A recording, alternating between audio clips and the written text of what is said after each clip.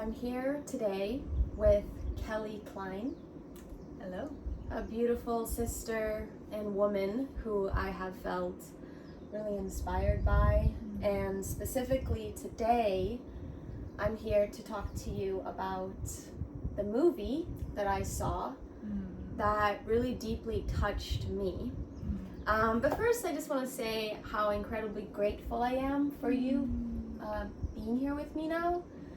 Because my viewers know that something that I really want to do more on my channel is actually interview or have conversations with people that I'm inspired by, and preferably in person, because I just really love that over like a Zoom screen. Yeah, thank you so much for having me. I'm excited to talk to you. Thank you. So to dive right in, unless there's something you want to say now, but I feel like I am ready to just dive in with my first question, which is, and I have some notes just to keep my brain, so Eros Rising is a dance collective, and it's something that you started. Yes. So I feel like I would like to hear from you. What is your definition of Eros and that energy? And like, is it a feeling, an energy, or a practice, or a remembering? Just if you would be open to sharing about that. Sure. With us. Yeah, there's all sorts of ways that I think about Eros. The one that's like most inspiring to me is a mode of awareness.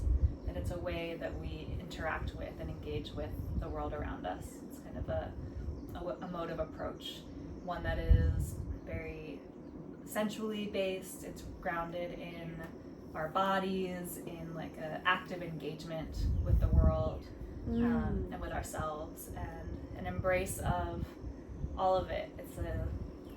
To me, there's really like embracing a paradox in Eros of light and dark, of matter and spirituality, of even these dichotomies we think of maybe good and evil, and a way of where those things meet and we realize that they've all been connected and all been kind of the same thing all along. So like in Eros, there's like a tension maybe between like desire and also the kind of desire and fear wrapped up together. There's I feel like kind of at the heart of the universe is a paradox, right? It's like we are both ourselves and we are the whole, and Eros is really a way of accessing that and recognizing the oneness through connection and through really essentially engaging with ourselves and the world. I really have been inspired by Black feminist writer Audre Lorde's definition of the Eros, which she talks about as a source of power, of feminine power in particular, which is not really a power over, but more a power through, and like a power of being.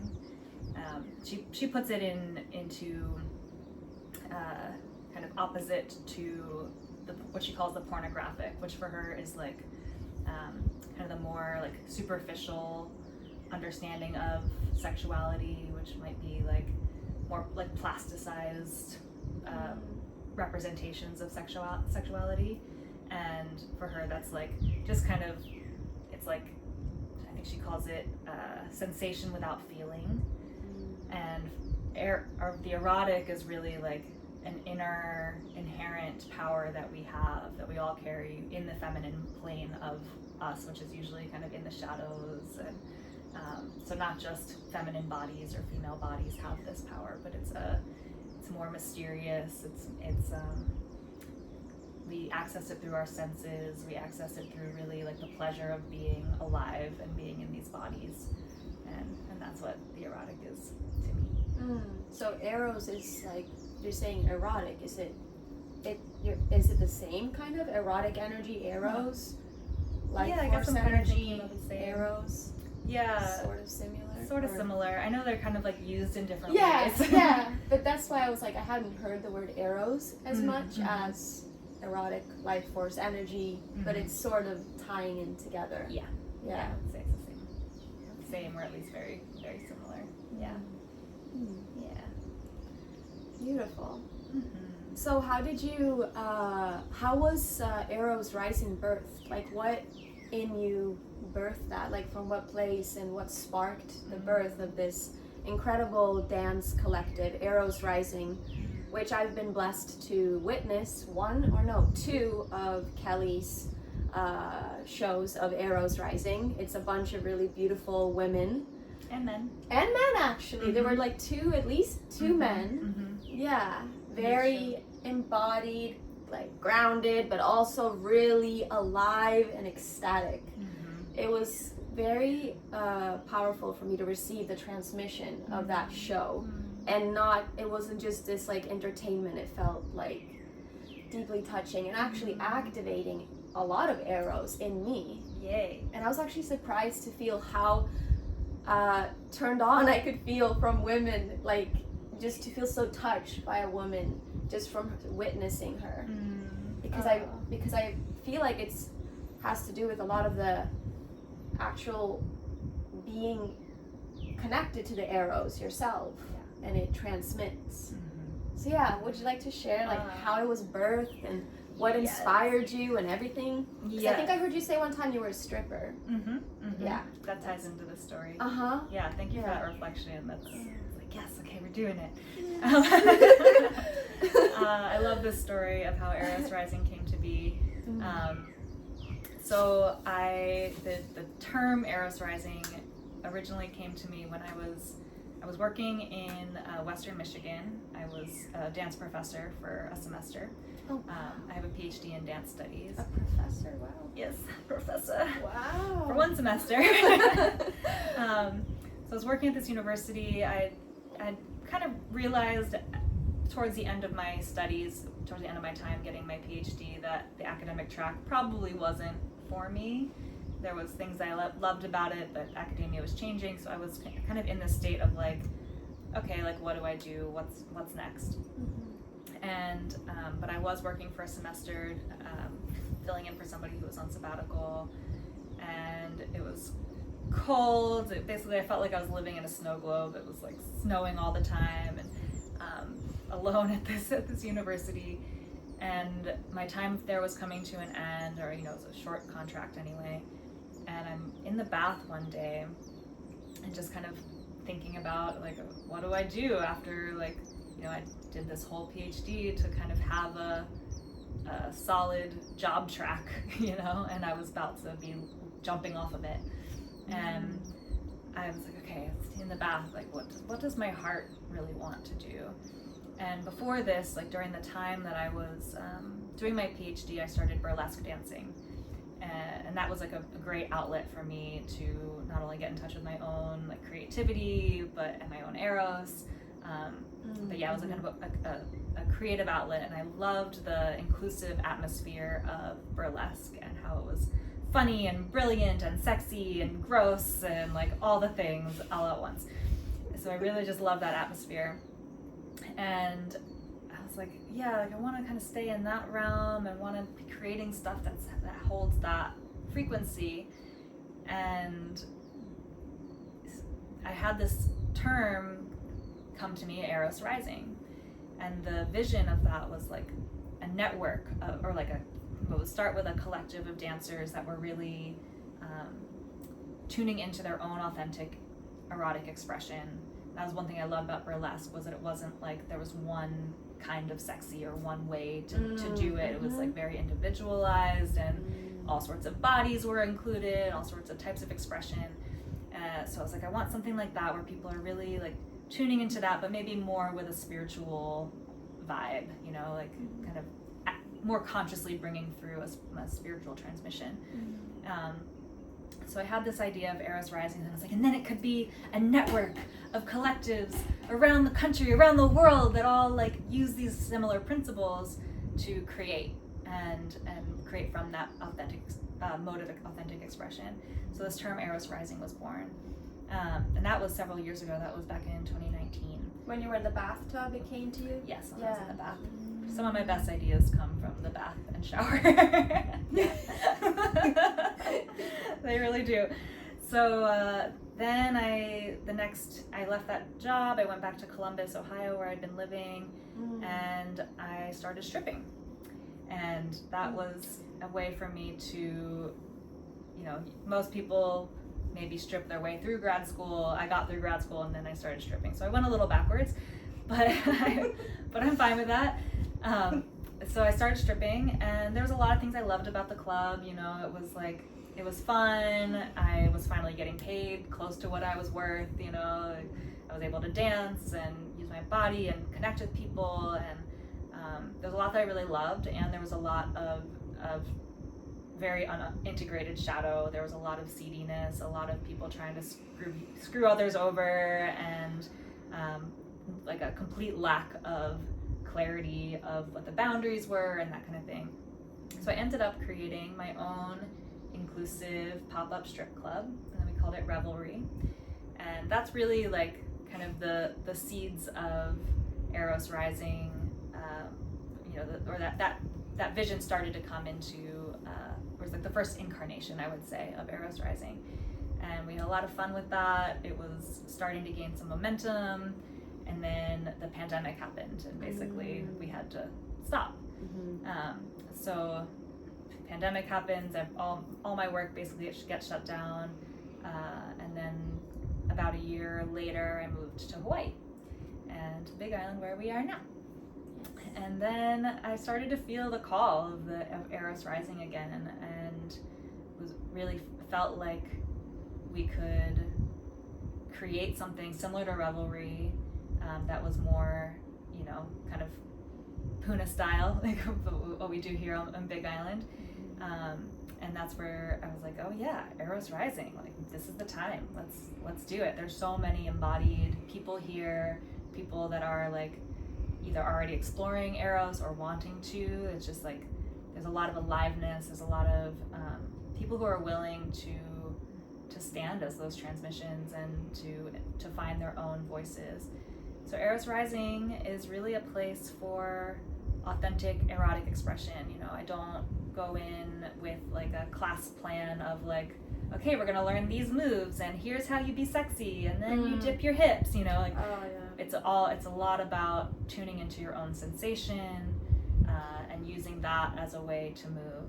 And we are blessed to have this amazing ecstatic dance community here. So again, people are already like starting to find that themselves on the dance floor. This is just a place to channel specifically like the erotic, which I say specifically as the erotic is really this like expansive thing, which it's just more permission to kind of be in their sexuality and their sensuality from that authentic place.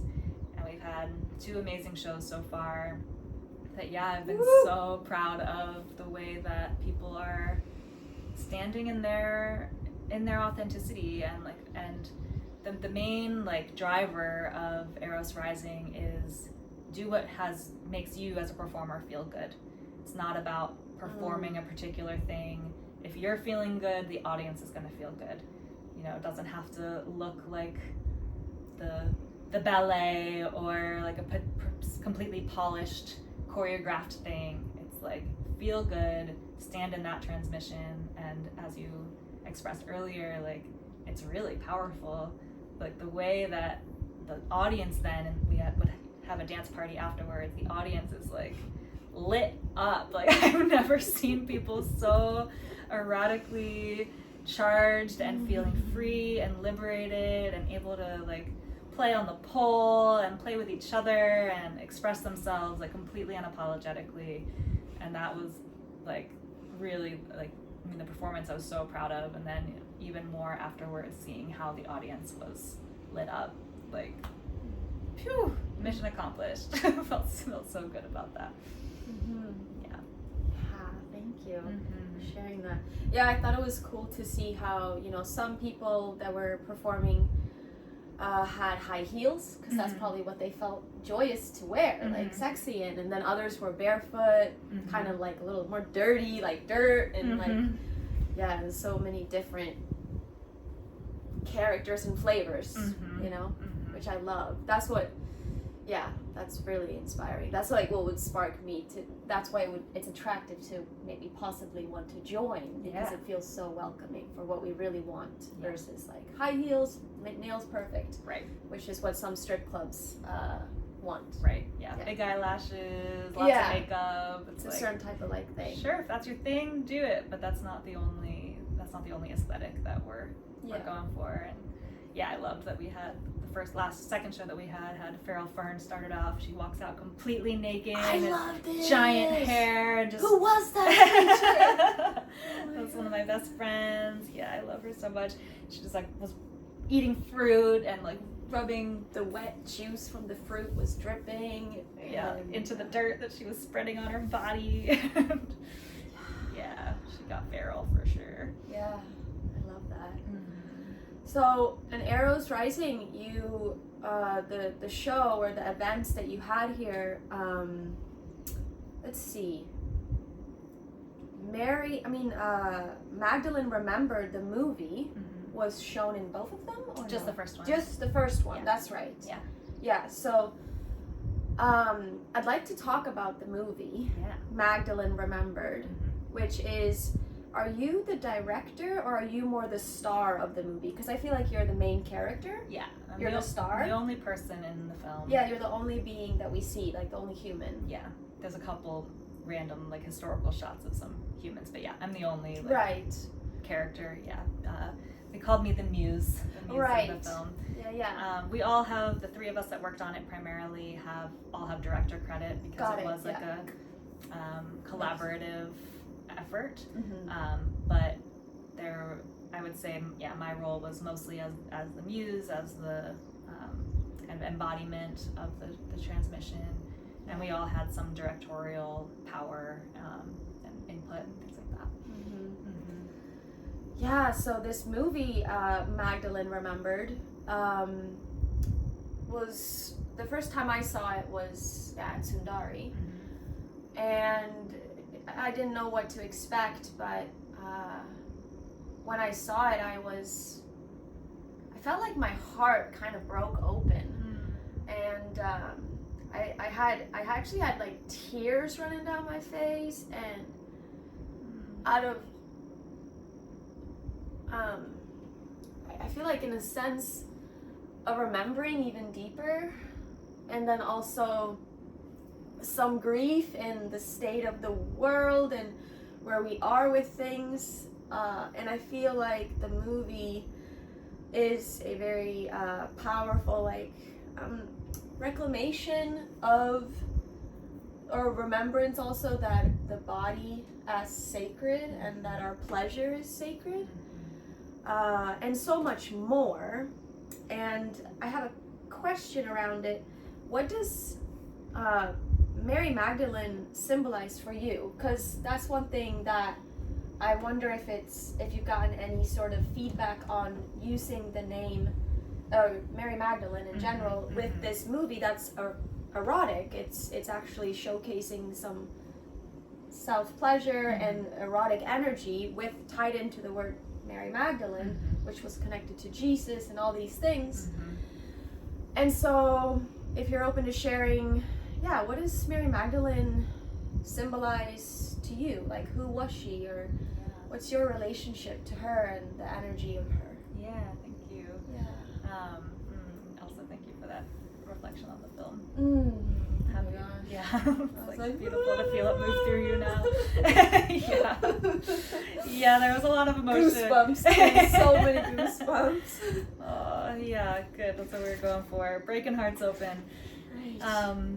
So, let's see. I didn't grow up in a religious context really at all. Yeah. My mother had. My mother had grown up Catholic, going to Catholic school, and she was very traumatized by that experience. So she kind of went the other direction when she was able to leave, and identified like semi-pagan, for a while, and so I grew up in a very religious-less, semi-pagan context.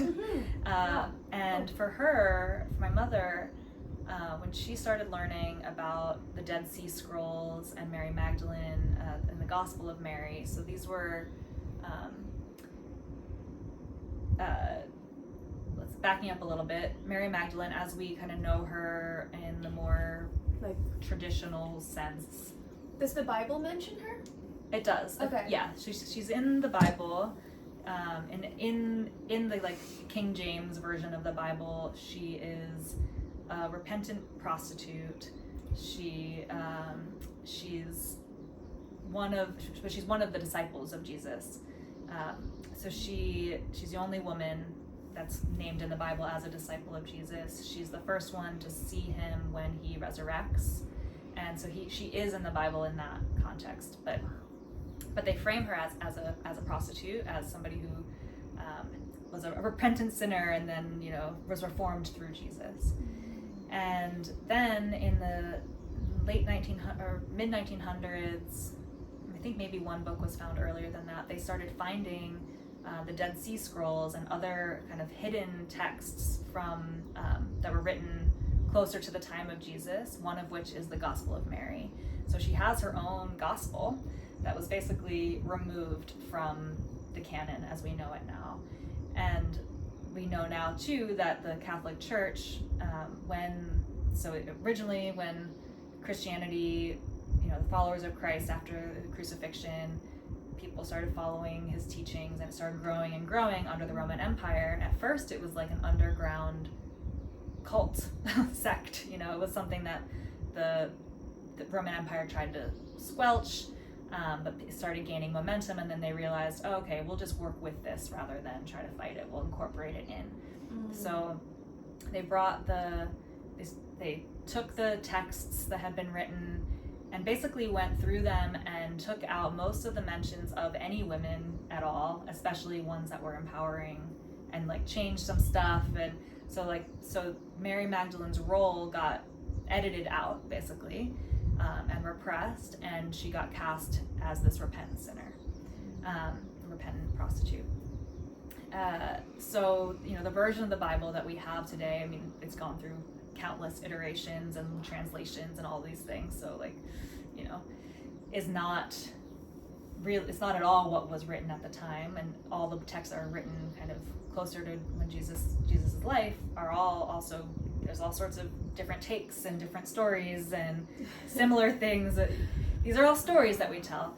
So my relationship to Jesus and Mary Magdalene, I'm kind of agnostic in terms of the fact of like, did Jesus exist as a historical figure? Like, I'm willing to believe that he did, I'm willing to believe that he didn't, and same with Mary Magdalene and all these people, but the stories that we tell about these people obviously are very important. Like, these are some of the foundational stories that we have of Western society, very powerful. As much as we think we have a separation of church and state, these stories are very important. So even if they aren't true, the ways that we tell them, I think, are. So definitely. Yeah. So there's been over the last 100 years less, and even especially I would say with like the feminist movement since like the 70s, there's been kind of a reclamation of Mary Magdalene as a figure, where people have been kind of like claiming her as the important teacher that she probably was. Some in the Gospel of Mary, and I think in some other Gospels as well, she's claimed as the favorite disciple, that there were secret teachings that Jesus and her kind of collaborated on, that Jesus gave to her that he didn't give to his male disciples. And there's some evidence and there's some takes on this story that during the kind of big gap in Jesus's life, that he went to India and studied Tantric Buddhism and other Tantric traditions. And probably, if Mary Magdalene was a prostitute, quote unquote, prostitution at that time was largely temple priestesses. It was largely women who were devotees to the goddess.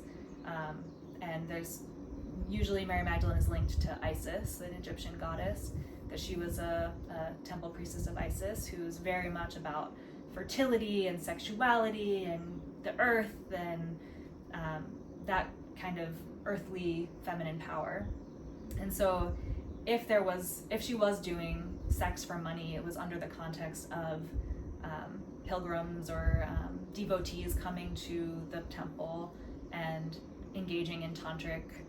Maybe they weren't, not tantric in terms of Indian tantric, but more tantric in terms of kind of blending of sexuality and spirituality, practices, sacred sexual practices of devotion to the goddess.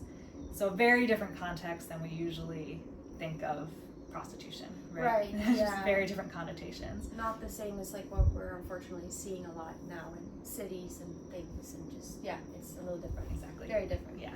And it was held in a different regard. Very. It was like these were places, or maybe the only besides maybe nunneries, places where women could be educated and learn how to read and like make their own money and be revered in that way. So there was actually like, the elevated status to be a priestess in this way. So there's thought that Mary Magdalene held these codes and brought some of her own teachings and some of her own wisdom to Jesus, and they were teaching together. There's also some takes that they were husband and wife, or that they had a sexual relationship. Some say that they had children, and these are all, again, stories, and who knows what the the truth is. But so with the film, there was really a desire to reclaim this kind of version of Mary Magdalene's story, and more so the transmission that she embodies as somebody that kind of brings the embodied side and the feminine side to Christ and Christianity, as we think of her as the feminine side of Christ. And there's certainly, we've gotten, you asked about the response to using this word. Right, yeah. And because I imagine maybe for some it's sensitive or something. For sure. or triggering. For sure. Because of the stories. Yes. That were, Exactly. Yeah, so, we knew that bringing religious imagery and sexuality together into a film would be triggering, potentially, to some people, would be liberating to others, maybe a mix of both for some. And so we knew we were stepping into controversial ground, and especially from the perspective of the traditional church. So it's like we knew the people that were like, either thought of Mary as a prostitute and nothing more, like a sinner, and just and that Jesus is really the star of the show, that to like reclaim her story would be blasphemous. And what we didn't really expect, which we also kind of got some flack for, was there's kind of a movement of people wanting to reclaim Mary Magdalene as like essentially as a teacher, as an important figure in the Bible and in Jesus' story, but more as like similar to how we usually think of Jesus, as totally holy, never had sex, that she was like a pure, enlightened being, and pure in the sense that she didn't have sex, wasn't sexual. They kind of distance themselves from the prostitution narrative by claiming her as a non-sexual being. And with this film, we're really wanting to show that these two things can go together, that sexuality and spirituality and enlightenment really can inform one another, and kind of need each other, and that we have this history in Western society of like cutting off the feminine in general, and that's been part of patriarchy. Patriarchy preceded Christianity, so as Christianity gained speed and gained momentum, gained power, it also kind of was patriarchalized, if that makes sense. As I said, like she was cut out, and the stories of women were changed or were cut out entirely. So it's like a kind of going back to what we think is a more pure stance, or more pure understanding of what Christ was really, Christ and Mary were really standing for and were really teaching, which was that like we all have the capability to access Christ consciousness, that we all carry the tools for our own enlightenment within us. And that's really what the Gospel of Mary is about, is like turning inward, listening to one's own wisdom, the divine within. And that one way of doing that, one very powerful way of doing that, is through sexuality and through an embrace of our own erotic power. So yeah, we've certainly gotten some people that are on the more like, Mary was a holy being and how dare you use her, put her name in an erotic film. And so that's been interesting too, to kind of see the range of reactions. Right. Yeah, from different kinds of communities. Yeah. So yeah, when they say Mary was a holy being, that means that they're not including sexual energy as holy. Exactly. They don't include that. Exactly. Or as pure. Mm-hmm. Yeah. Mm-hmm. Yeah, and we're really calling for that sexuality is holy and that it is divine. Yeah. Truly. Mm-hmm. Yeah, I feel like, and isn't that something that you have learned through your own experience? Through your own lived feeling, felt sense, and from experience. Like, how could this energy not be holy? Absolutely. Yeah. I feel like I've been exploring that my whole life. I've felt a power in my sensuality and in my sexuality that I saw then like not really accepted or represented in the outside world, but certainly have had like wild experiences of transcendence through sex, through self-pleasure, through just being in my body, like dancing, and have seen how we have in our more mainstream world have like cut ourselves off from that, and like the immense impact of that, not just on women and not just on how we not just creating the oppression of women or the idea that women are less than men. That's certainly part of it, because women are associated with sexuality, and then the men have to be like in control of the women who are these embodied, out of control, chaotic creatures, and we need to be subservient to the men. Some of these underlying currents of of patriarchy, but also how that then translates to our oppression of the earth and degradation of the earth. It's like we're living from this very mind, logical, rational place. It's like then the earth is just inert matter that we get to destroy and play with and manipulate as we will, and we're seeing the immense impacts of that from really just like not being in our true feeling and allowing ourselves to be in communion with and moved with the matter that we are and that we are enmeshed with.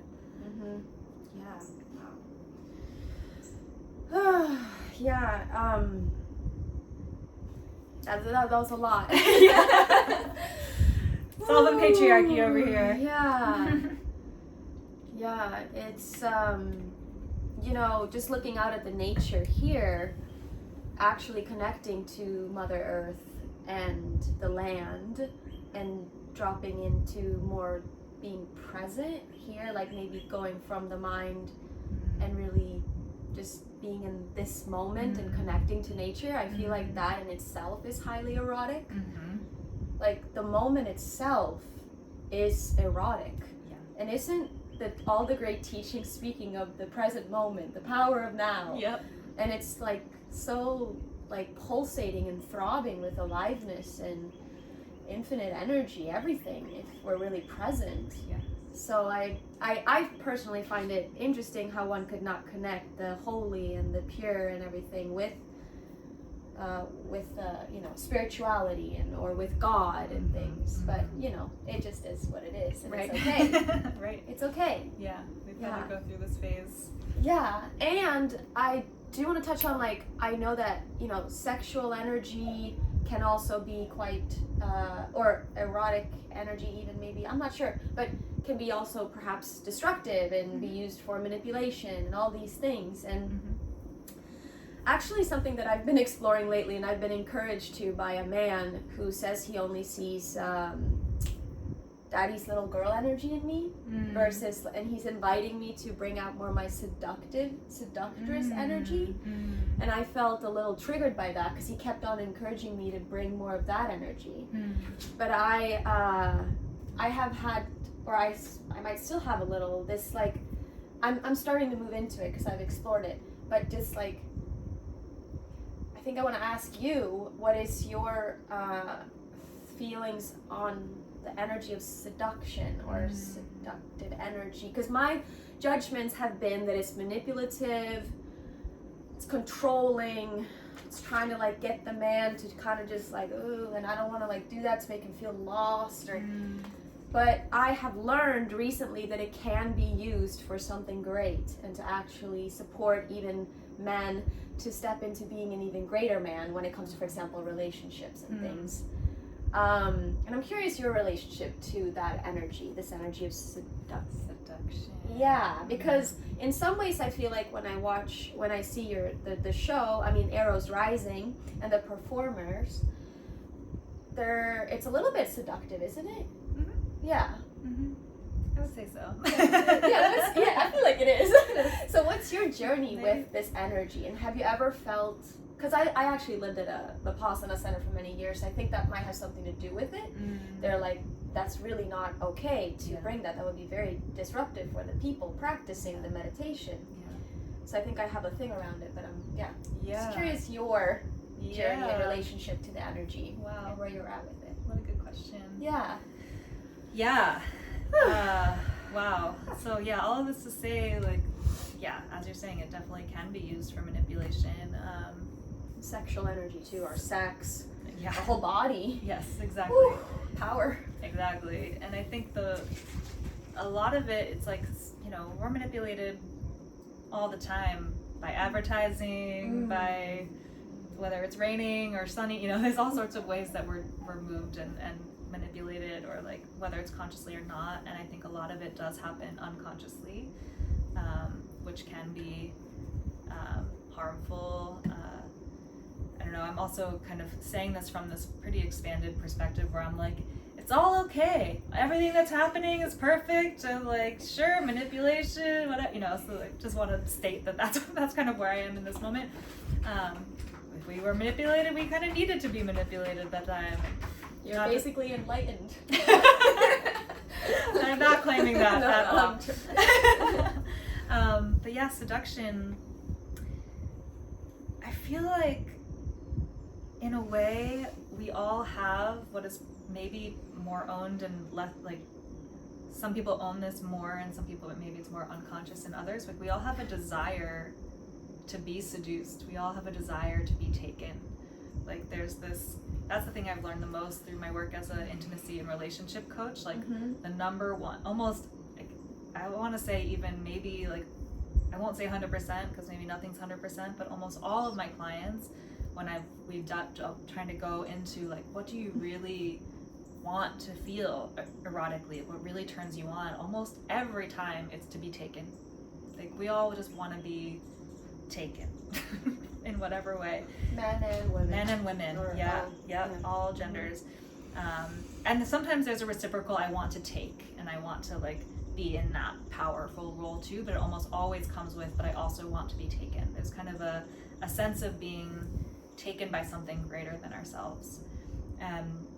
So I feel like, the conscious seductress or seductor taps into that, and they're doing it from a place that's connected to their heart, and connected to the heart of the other person. That's not like, I'm doing this to harm you, I'm not doing this to get something that I want purely for my own benefit, but it's like to give you an experience of relinquishing control, of being connected to something greater. And so in a way, I think that there's a gift in it, similar to how like there's a gift in, we talk about the gift of the taker, which is more talking about from like a masculine perspective, like masculine taking, that the feminine wants that to be taken in that way. Maybe the seductress is the more feminine side of the taker. Right. And and yeah, like as I've learned more about feminine power and my own power, there's been a maybe a recognition of like when I am coming from my heart, when I am coming from like the truth of what I really want, and I want to like from that less ego and more heart. When I'm coming from that place, then it's like I can use my power of seduction to recruit others into that, to help the world create that. And when I'm like clear that that's coming from a place that's at least meaning for the highest good of all, that I don't have to feel guilty about that. Oh, yeah. And then I also see the gift in my work when I have worked in kind of as a dominatrix, which I've done for a bit, and now I've kind of more transitioned into transformational kink, which is using a lot of the same tools, but for more of a conscious intentionality around transformation and healing. That sometimes that energy is really called for to help people connect to something greater, to help them release their own structures of ego that might be keeping them from like having the experience that they really want of themselves and in the world. And I think that and you talked about seduction and Eros rising. What I really love about that is it's they're seeing the different flavors of different ways of seduction that happen, right? And the I guess purity of intention, that it's, you know, like I'm gonna seduce you, I'm gonna flirt with you from this like genuine place within me, and not to get you to do something that you don't want to do or like hurt you, but to kind of bring you into my world and my experience and let you be moved there.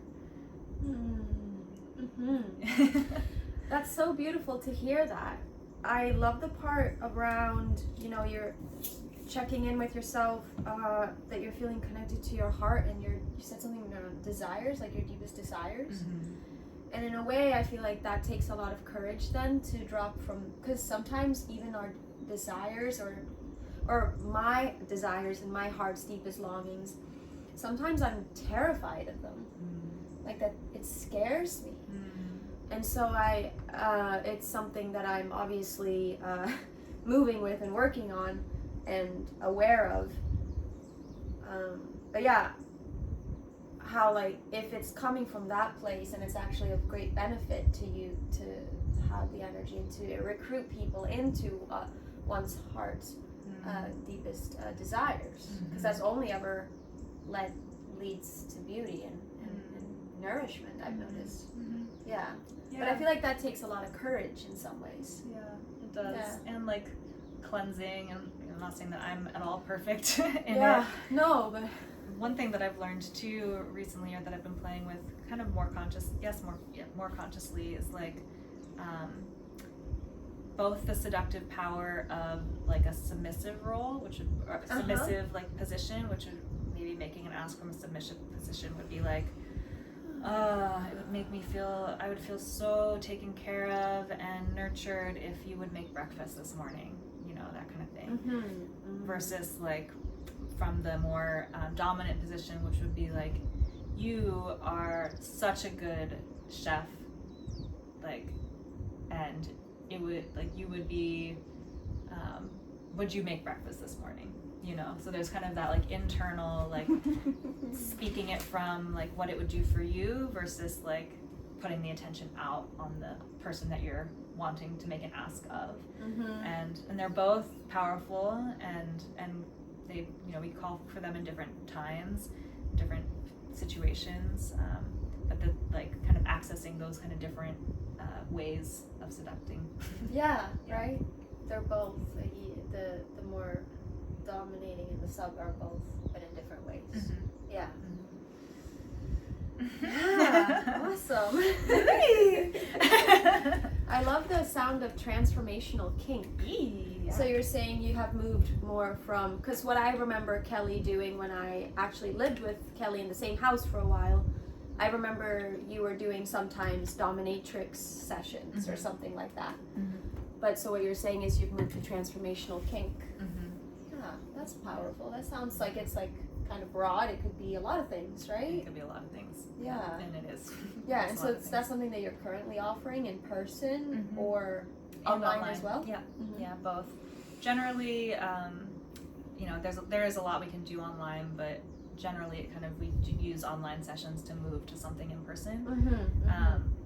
But yeah, transformational kink has really brought a lot of my interests and skills together, which has been, it was such a gift to find. It was like, oh, I've been trying to do this my whole, you know, the whole career since I left academia, and I'm like, it's kind of another story there of like, being like, I want to, like, yes, these performances, but also I want to do one-on-one work with people that is, I don't know if I used the word transformational at the time, but that's like a way of helping people access their bodies and maybe move through a transition that they're trying to go through. It could be like shadow work too, can it? Absolutely. Yeah. Absolutely. Yeah. It really can be all sorts of things. Right.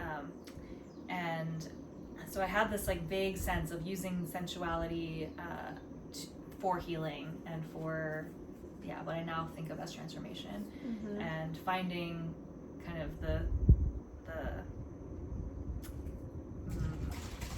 lineage, which is, it's a new and ancient thing of transformational kink, finding others that were doing it and kind of a community around it in terms and a training on that, like, brought a lot of what I had been doing together. So with transformational kink, we use the kind of, if you think of like 3 pillars of kink in general, which would be like role play, sensation play, and power dynamics, and it could be any mix of those things. It doesn't have to have all of them, but and in a space that can be inclusive of the erotic, but doesn't have to be. It's just like has that capability to go there, as opposed to like a traditional therapist or even most coaches kind of won't go into the sexual or the erotic realm. Right. You'll explore that with the person. Yeah. If they want that or need it. Exactly. Yeah. Exactly. So it's like open to that. So for transformational kink, we're using those pillars to create some kind of ritual or transformational experience based on whatever it is that they are going through, or whatever they're healing. So a lot of it can look like maybe like addressing things that maybe traditional therapy would address, like, oh, my mother didn't hug me enough, or I had this kind of relationship with my father, or I'm going through this big transition in my life, and I want to let the past go and kind of intentionally create something for the future. Or I have this kink and I don't really understand what it's about, and I want to be able to really explore it and see what medicine there is for me there in a safe space. So it's you know, where the traditional dominatrix work is more like, I have this kink, I'm going to come to you to fulfill it, and that's great, all well and good, and lots of healing can happen there. Right. It's just not the intention behind it. And with transformational kink, there's kind of a broader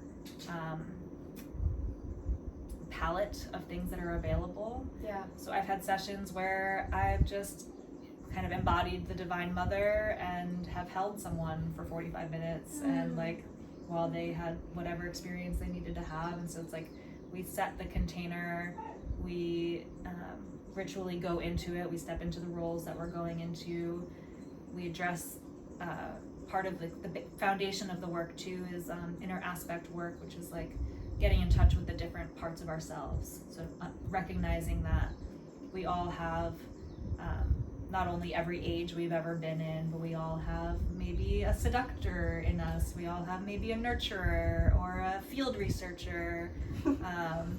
So like using those different parts to really help us. It's kind of similar to parts work or IFS, but its own like take on it, I guess. And then exploring that both in online sessions or more like coaching, talking sessions, and then more embodied somatic sessions where we create a scene or a ritual to address whatever needs to be addressed. Mm-hmm. So I've had, again, sessions that have been super nurturing, sessions that have been super kinky, Do you ever do sessions like, would you still do this? I mean, before you were like a dominatrix, but now you're in the transformational kink, but would you still be open to a session where someone said that they wanted to be, that they've been very bad, very naughty, and they want to be punished? Absolutely. Yeah. Absolutely. Like they're very inappropriate and they just need to be punished. Yeah, absolutely. Yeah. We would just approach it maybe in a different way. Right. So it's like, again, the session might look really similar. There's just kind of a different framing.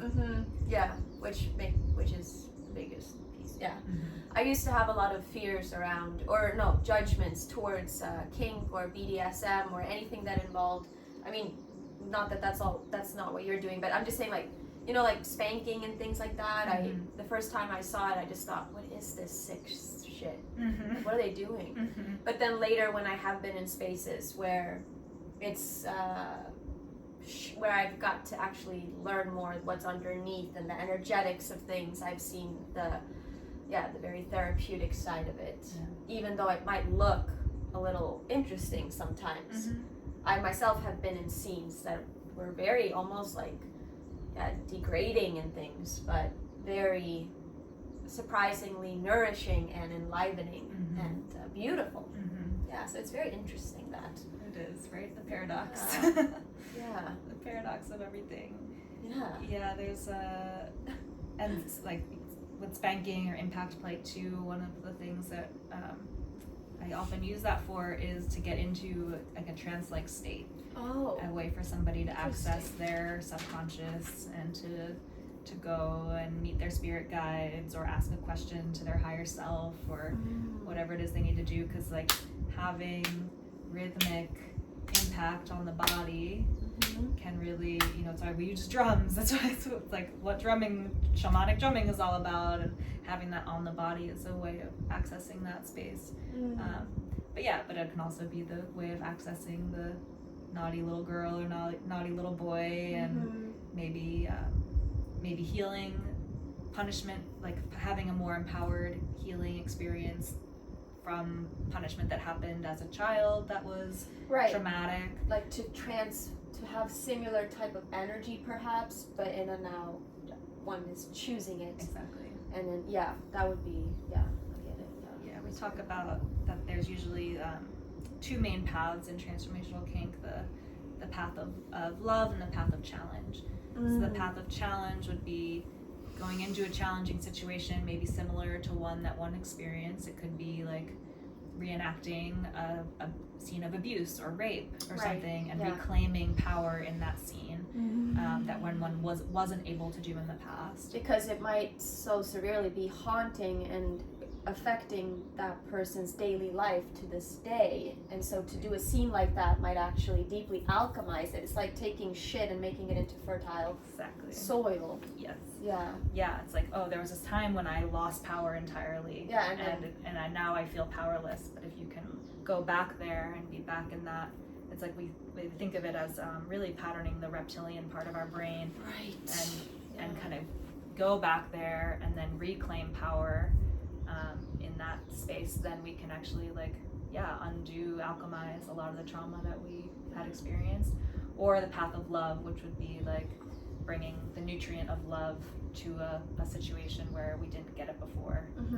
Maybe that's where our mother didn't hug us enough, and this was a time like, here I am embodying divine mother energy and giving you that gift of unconditional love that you deserved as a kid but didn't get. Love or challenge, sometimes both happen in a scene. Wow. Yeah. Thank you so much for doing this work and offering it to people. I feel like it's very important, and I see and I have heard from so many how transformational it is, and for myself too. I haven't done with you, but I just know it's really deep. Well, maybe we should. Yeah, exactly. Maybe we should film it. No, anyway. I don't know if you do that. Yeah. Okay. So we're almost at time, but I wanted to ask you just a question that I was feeling in regards to what you were sharing about your work. And it doesn't have to be a super long answer, obviously, but I'm curious, have you had to do a lot of deep dive into your own darkness and like shadow work to be able to be here where you are today, owning your energy, like eroticism, Eros, and speaking up for these things and your truth, and also doing the work you're doing. Like, what's your journey been with all this? Has it always just kind of been, like, with shadow work and things? Have you had to meet a lot of parts of yourself? And, if there's anything you can speak on that, and what you've had to, what's brought you here, like what darkness or something. Thank you for that question. Yeah, it's interesting because I can't quite tell how it's exactly related to my work. But, well, I'll just say, like, I feel like I was gifted in this life with a, as I said, I didn't grow up with religion. I grew up in a family that was very, I'll say sex neutral to positive, it was like not quite sex positive, but pagan, isn't that what the Vikings were? Some of them? Anyway, it was more like European, like pre-Christianity, right? Kind of broad witchcraft, that kind of thing. But maybe the Vikings would be considered pagan. I'm actually not sure. So there was while they still had their shadows around sexuality and like maybe more of a like logistical, rational approach to it, I wasn't given, at least through my immediate family, a lot of sexual shame. I of course got it in this world that is full of sexual shame, so there's that. So I would say like the biggest shadow has kind of been maybe around, in terms of my work, has been kind of getting over the fear that would come from like not being perceived as the good girl. I had a lot of experiences when I was in high school of like boyfriends' parents seeing me as like dangerous for their son, even though I was like straight A student and like, successful in all these ways, and I had the good girl, but I was also like alive. You had the energy a lot. Had that aliveness, but that was very scary for them. So that's been a major thing that I've moved through, of like just not being as concerned with how others perceive me, and like owning that in myself and like staying true to my heart. I think that's with making the film too. It was like felt so much from like a heart gift, a work of the heart, an offering of the heart for all of us. A lot of prayer went into it, a lot of intentionality, and so that when we made the film and showed it, people were like, "Wow, you're so brave," and I'm like, "What? Why? What's gonna happen?" And so there's almost like maybe a naivete of like, I'm just like moving from the heart and I'm making these things and like, so like in a way I've like not had to be burdened by some of those fears, even though they have come up and I've moved through them at certain times. You've shed that good girl, any like the energy of any sort of that like people please, like needing the. It's still shedding, but there's still like some of that there. Probably reoccurring sometimes.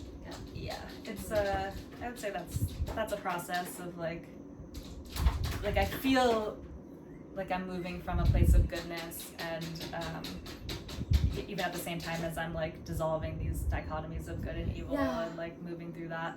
So that's been a lot of that work of alchemizing, like it's really like about the heart, and there is no good and evil. It's kind of like what feels good in my body, and how can I trust that more and more. It's like a true heavens yes, fuck yes, in your body now, in this present moment. Listening to that truth. And trusting and moving that. from there and trusting that and owning that. And creating from there and having the courage to take action from there. And manifest beautiful creations. I'll say like the biggest personal shadow that I've been through, and it'd be interesting to explore maybe how this has factored into my work, has been jealousy. Jealousy was a thing that really I was debilitated by for years and years, and a lot of self-comparison and fear of in terms of in my partnerships, like fear of them with other connections, and there's been a lot of times in my life where like trying to trials I've gone through with lovers either leaving me or choosing somebody else over me, and like those kinds of things that I've gone through that have been very confronting with my own self-worth.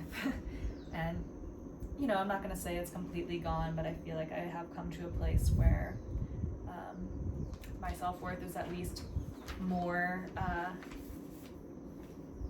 comes more from myself rather than from somebody else's perception of me or status of our relationship or something like that. Their attention on you over there. Exactly. Yeah. So I've been able to that's been, I think, the biggest teacher, is kind of both befriending jealousy. Like, I think for a long time I put it so much in the shadow that it was coming out sideways, that it was like subconsciously controlling me and wrapping me up in all sorts of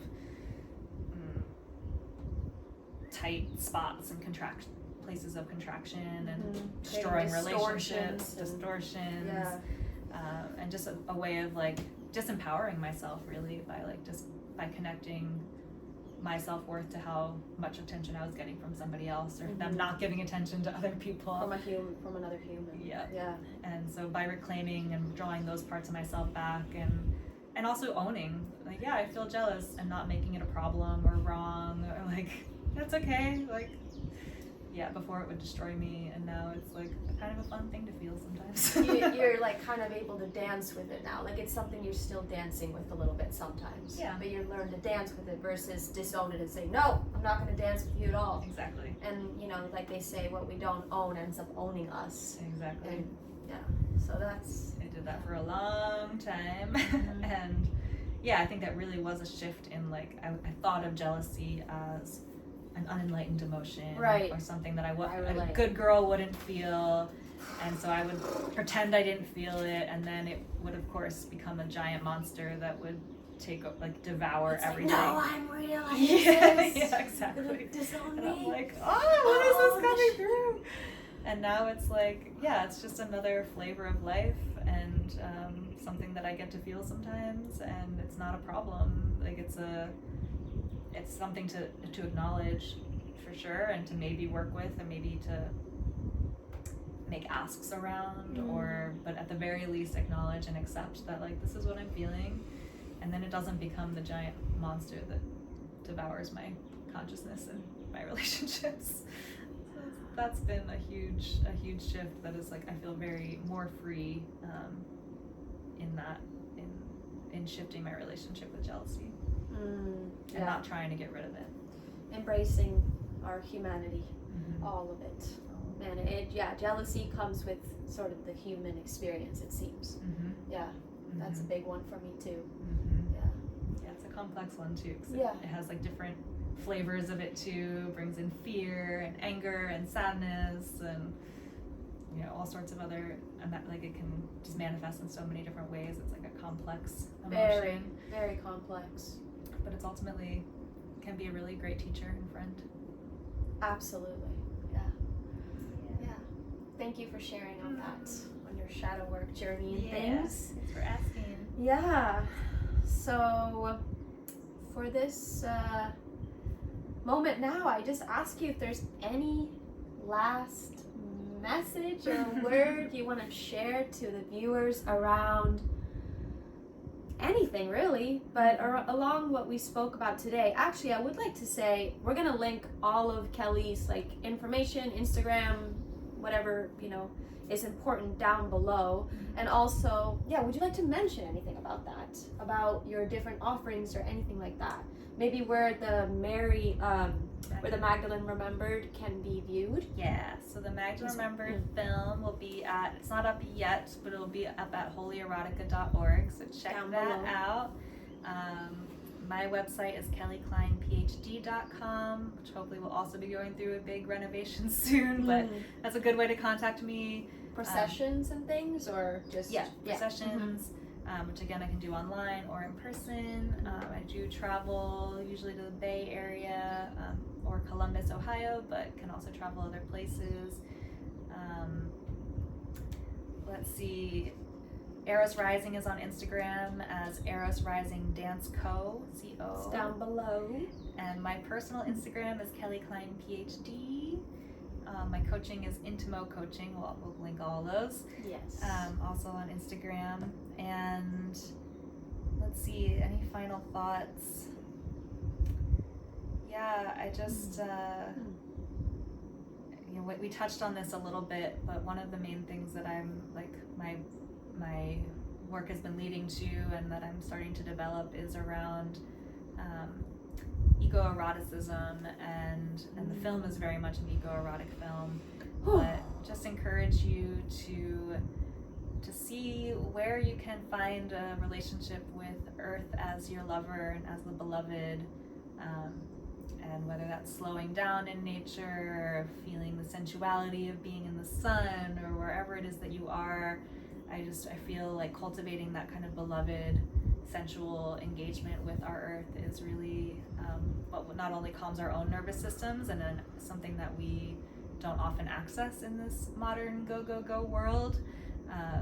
So I invite you to slow down and to commune with whatever natural world you have around you.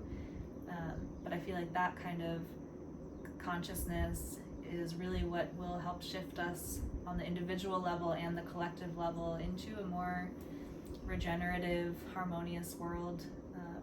So yeah, beneficial for you as an individual and can help shift the consciousness on this planet. So that's something I would love to offer for you. Yeah, thank you. Thank you, Amanda, for having me. Thank you. That's such a good last message. To return to our mother. Yeah. And she will sing songs of love when we do. Mm-hmm. I feel like we can hear her when we're with her. Yeah. She's like, thank you for coming. I always want you here. And sing her songs too. Yeah. Beloved loves being sung too. It's so true. Okay, thank you so much, Kelly. Thank you. This was so fun. This has been such an honor. And yeah, check out all of Kelly's links down below. And like and subscribe and leave a comment down below of what this may have brought up for you, or reflections and anything like that. Yeah, love to hear your thoughts. Sending you guys love. Mwah.